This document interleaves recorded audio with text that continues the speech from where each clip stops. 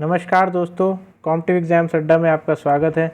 दोस्तों, आने वाले आगामी परीक्षाओं के लिए जो इम्पोर्टेंट हिंदी के एमसीक्यूज़ हो सकते हैं उनकी हम सीरीज़ चला रहे हैं। इसी क्रम में ये हमारी एक और वीडियो है, तो आप देखिए। आपने पुरानी वीडियोज़ नहीं देखी हैं तो आप उनको जाके देख सकते हैं। अब देखिए, शुरू करते हैं। उत्तराधिकार में प्राप्त संपत्ति वाक्यांश के लिए एक शब्द निर्माण है। तो देखिए, उत्तराधिकार में प्राप्त जो संपत्ति है इस पूरे वाक्यांश के लिए एक शब्द क्या रहेगा? तो ये शब्द रहेगा रिक्त। रिक्त जो है इस पूरे वाक्यांश के लिए एक शब्द है। इसके बाद देखिए, जिस समास में सभी पदों के बीच और शब्द का लोप रहता है, और शब्द जो है लोप रहता है, मतलब एक तरीके से ये गायब रहता है। तो ये जो आंसर होगा इसमें है इतरेत्तर द्वंद्व समास। तो ये है इतरेत्तर द्वंद्व समास, जैसे कि माता और पिता, पाप और पुण्य, इस तरीके से जो रहेंगे इतरेत्तर द्वंद्व समास में और का लोप रहता है। इसके बाद में देखिए, उन्होंने कहाँ जाना है, इस वाक्य में किस प्रकार की अशुद्धि है? तो देखिए, उन्होंने कहाँ जाना है, इसमें अशुद्धि कौन सी रहेगी? इसमें अशुद्धि है सर्वनाम संबंधी। उन्होंने जो है उनको कहाँ जाना है, इस तरीके से शब्द होना चाहिए, तो इसलिए सर्वनाम संबंधी इसमें त्रुटि है। इसके बाद में देखिए, फोर्थ क्वेश्चन, उपयुक्त समास चिन्ह चिन्हित कीजिए। तो इसमें देखिए, पथ भ्रष्ट में कौन सा समास है? तो पथ भ्रष्ट में जो है तत्पुरुष समास है। तत्पुरुष समास जो है पथ भ्रष्ट में रहेगा। इसके बाद में देखिए, फिफ्थ क्वेश्चन जो है, देखिए दोस्तों, पथ भ्रष्ट में जिसमें कि तत्पुरुष समास है, इसमें जो इसकी जो संधि होगी वो क्या होगी? पथ से भ्रष्ट। पथ से भ्रष्ट जो है इसको हम एक्सपेंड कर सकते हैं, तत्पुरुष समास है इसमें। और देखिए, तत्पुरुष समास में क्या होता है? द्वितीय पद जो है प्रधान होता है। इसके बाद में देखिए, मोहर्मी का जो संधि विच्छेद है वो क्या रहेगा? तो मोहर्मी का जो संधि विच्छेद है वो रहेगा महा प्लस उर्मी। महा प्लस उर्मी, ये इसका सही संधि विच्छेद है। इसके बाद में देखिए, कौन सा शब्द जंगल शब्द का पर्यायवाची नहीं है? तो जंगल शब्द का जो पर्यायवाची नहीं है वो है कांता। ये जंगल शब्द का पर्यायवाची नहीं है। अटवी जो है ये भी पर्यायवाची है, कांतार ये भी पर्यायवाची है, कानन ये भी पर्यायवाची है, लेकिन कांता जो है इसका पर्यायवाची नहीं है। तो इसलिए कांता जो है सही आंसर होगा। निम्नलिखित में से कंगन का तत्पुरुष रूप कौन सा है? तत्सम रूप कौन सा है? तत्सम रूप कौन सा है? तो देखिए, इसमें तत्सम रूप जो है वो है कंकड़। कंगन का जो तत्सम रूप है वो है कंकण। कंकण जो है तत्सम रूप रहेगा। थोक का पर्यायवाची शब्द है, थोक का जो पर्यायवाची शब्द है वो है थाक। इसके बाद में देखिए, स्वर संधि में किसका मेल होता है? तो स्वर संधि में जो होता है स्वरों का मेल होता है, स्वरों का मेल होता है। व्यंजन संधि में जो है स्वर व्यंजन दोनों का हो सकता है। दृष्टि का तत्सम रूप क्या है? दृष्टि का जो तत्सम रूप है वो है दृष्टि। इसके बाद में देखिए, अनेक शब्द के लिए एक शब्द निर्माण के निम्नलिखित विकल्पों में से कौन गलत है? तो इसमें देखिए, गलत छांटना है हमें। तो गलत कौन सा है इसमें से?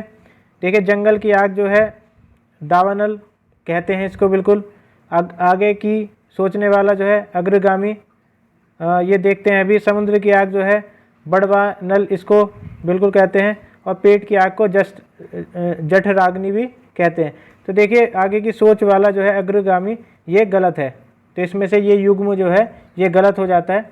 इसके बाद में देखिए दोस्तों, जो गद्यांश है उसको आप पढ़ लेंगे वीडियो पॉज करके। मैं इसके आंसर जो है आपको बता देता हूँ। मनुष्य का अंतःकरण सदैव अभाव में क्यों रहता है? तो देखिए, इसका आंसर जो होगा वो होगा बी। जितना है उतने से प्रसन्न होने का उसे कभी अवसर नहीं मिलता, तो इसलिए जो है वो अंतःकरण जो है सदैव अभाव में रहता है उसका। इसके बाद में देखिए, 13 सात्विक जीवन का अंग किसे कहा गया है? तो सात्विक जीवन का जो अंग है वो कहा गया है संतोष को। निम्नलिखित में से अमृत का विलोम क्या है? तो देखिए, अमृत का विलोम क्या होना चाहिए इसमें? अमृत का विलोम है विष। और इसके बाद में देखिए, भौतिक का विलोम क्या होगा? तो भौतिक का विलोम होगा आध्यात्मिक। भौतिक का विलोम जो है वो आध्यात्मिक है, मानसिक नहीं होगा, शारीरिक नहीं होगा, धार्मिक नहीं होगा। तो इसका आंसर होगा आध्यात्मिक। इसके बाद में देखिए, 16 गहरी नींद सोना अर्थ की अभिव्यक्ति के लिए उचित मुहावरा क्या होगा? तो देखिए, गहरी नींद सोना, इसका अर्थ निकालें तो इसके लिए उचित मुहावरा कौन सा होना चाहिए? तो इसका उचित मुहावरा जो है वो है घोड़े बेचकर सोना। तो देखिए, कोई अगर सो जाता है और बिल्कुल गहरी नींद में, तो उसको क्या कहते हैं? घोड़े बेचकर सो गया है। 17 देखिए, चैन की बंसी बजाना, इसका अर्थ क्या होगा? तो चैन की बंसी बजाने का अर्थ जो होगा वो होगा मौज करना। चैन की बंसी बजा रहा है, मौज कर रहा है। इसके बाद में देखिए 18th भविष्य काल में बदलिए।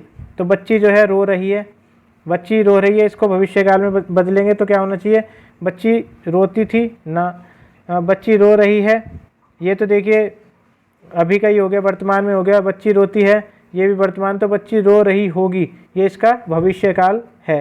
तो बिल्कुल डी जो हो इसका आंसर होना चाहिए, आंसर होगा इसका डी। 19 जो है शुद्ध वाक्य का चयन कीजिए। शुद्ध वाक्य का जो चयन है इसमें देखिए कौन कौन जो वाक्य हैं उसको आप देख सकते हैं। उसका शिमला जाना है, उसका शिमला जाना है तो गलत है, उसे शिमला जाना है, उसने शिमला जाना है गलत है, उसे शिमला जाना है। तो इसका जो आंसर होगा, इसका आंसर है उसे शिमला जाना है, उससे शिमला जाना है, ये देखिए उससे नहीं होगा, तो इसलिए तीनों गलत होंगे, ये डी जो है इसका आंसर होगा। अब देखिए जो 20th है, उसे मृत्युदंड की सज़ा मिली। प्रस्तुत वाक्य की अशुद्धि स्पष्ट कीजिए। अशुद्धि जो है वो स्पष्ट करनी है, उसे मृत्युदंड की सज़ा मिली। इसमें जो है, इसमें जो आंसर होगा वो है दंड और सज़ा समानार्थी शब्द का प्रयोग।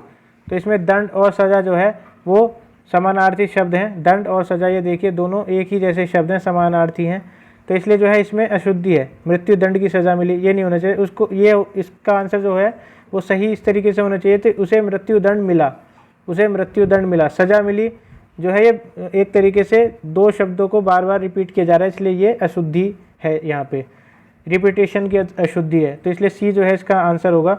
21 जो है उसका देख लेते हैं। पुल्लिंग परिवर्तन का सही विकल्प चुनिए। तो देखिए पुल्लिंग परिवर्तन का सही विकल्प जो होगा वो है सामग्री सम्राट, सामग्री सम्राट। तो देखिए ये जो है स्त्रीलिंग है और ये जो है सम्राट, इसका पुल्लिंग परिवर्तन होगा।